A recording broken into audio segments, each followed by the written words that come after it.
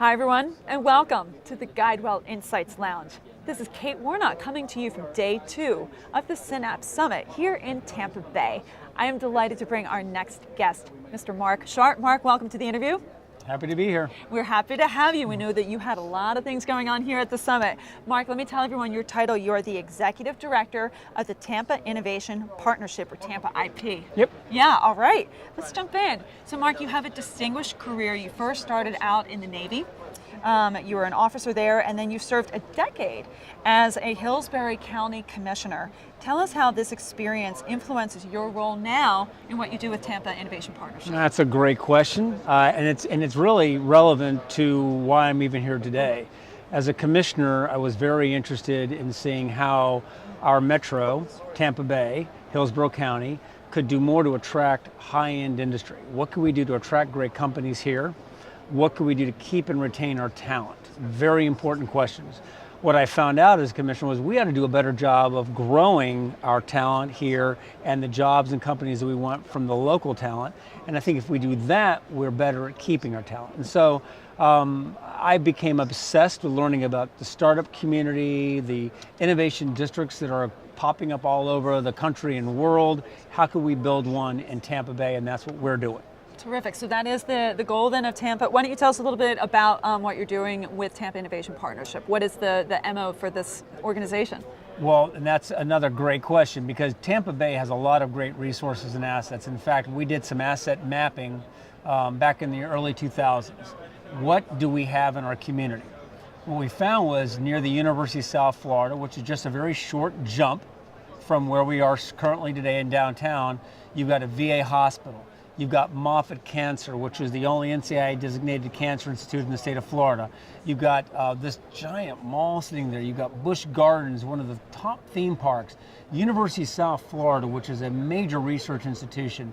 Florida Hospital, now Advent Health. The VA hospital, all sitting within a half mile of each other, and yet the area is not recognized for innovation.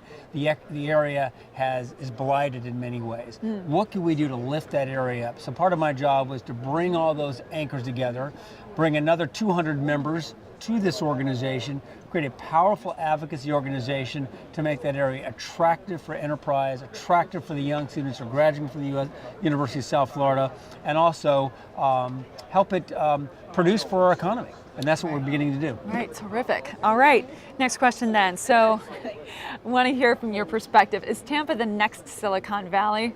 When are we going to get to that kind of status? Well, I'll tell you, I mean, I've spent a lot of time, as we all have, in Silicon Valley. I think that Silicon Valley is very unique. It grew over a period of decades, in large part because of the Department of Defense and all the contracts that DoD had with the local universities and the brain trust that was there to create the technologies that have been used by our nation to keep us free and safe.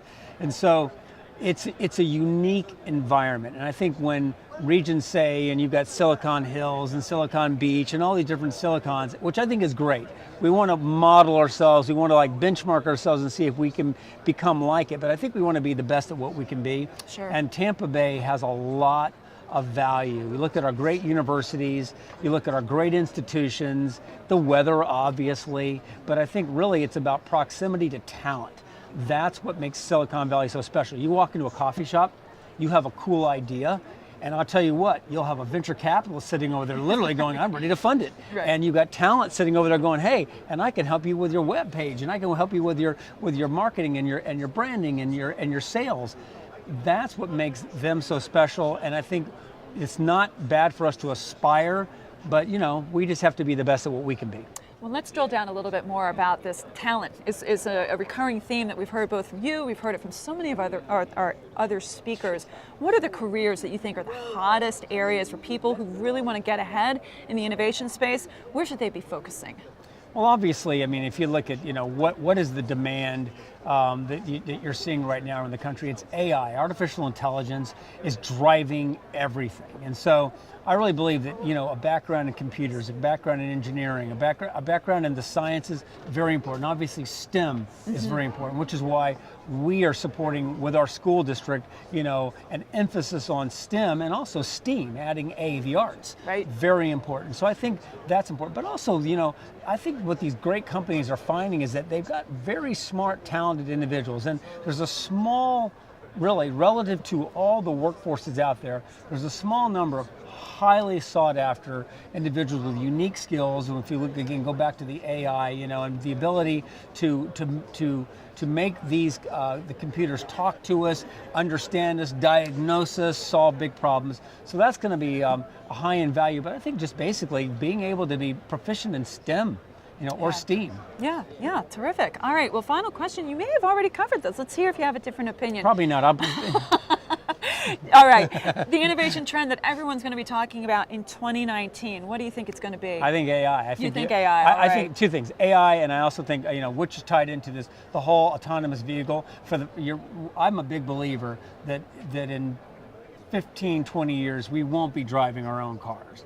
And I think 2019 is going to be the big year where the major existing motor companies, as well as some of these new upstarts that we're beginning to hear about, are really keep an eye on China, that this new technology is going to begin to hit the road literally. And I think that's where we're going to see a great change. And from 2019 on, it's going to be a revolution in the way we move. I think we're going to see and I pray, fewer fatalities, fewer accidents, but also just a much smarter and better way that we use our transportation technology to move and to move commerce. So that's where I would keep an eye on. All right, Mark, I have to ask a follow-up then. If that's where you think we're going, we're going to be talking more about autonomous cars in the future, you have to invest in the infrastructure, don't you, in the city for that to work. So is Tampa ready? Are you helping to make it happen? Great question. Listen, you're awesome.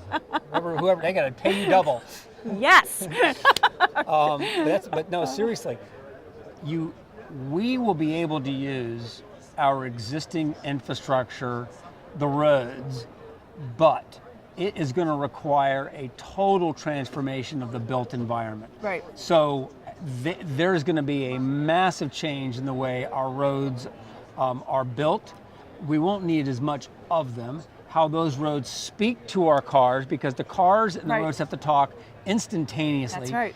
5G technology, which is another keep your eye on it, obviously, that is going to drive transportation, because it's got to be instantaneous communication, because obviously cars are moving very fast and we have to be able to talk to each other, talk to people who are walking by. So I think that what we're going to be seeing is a brand new built environment. Will we need parking garages? Will we need all this parking space?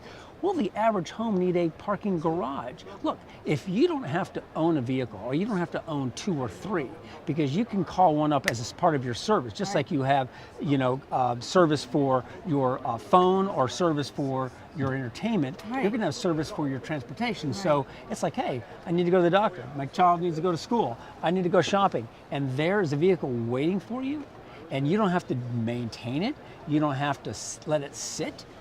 Why would you? And so I really envision that while most of us will likely have one vehicle that we'll use for emergency reasons, at least in the next 10, 20 years, over time, the multi-car family is going to go away, and all the space we waste parking in these cities will change. When you go up to a shopping center and you see all the sea of parking, that will go away, because that is valuable real estate that can be used for something much more productive than just sitting a car.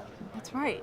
Well, what an exciting thing to think about, right? As you're talking about the talent where people need to focus, it does come down to STEM and STEAM, so that they can help transform cities like Tampa Bay into that city of the future. So, yes, ma'am. All right, and you're playing a big role in driving that conversation and putting that talent to work. So, Mark, thank you so much for your time spending us here in the GuideWell Insights Lounge. Awesome, this is great. Glad to have you. All right, this is Kate Warnock. Thanks for watching.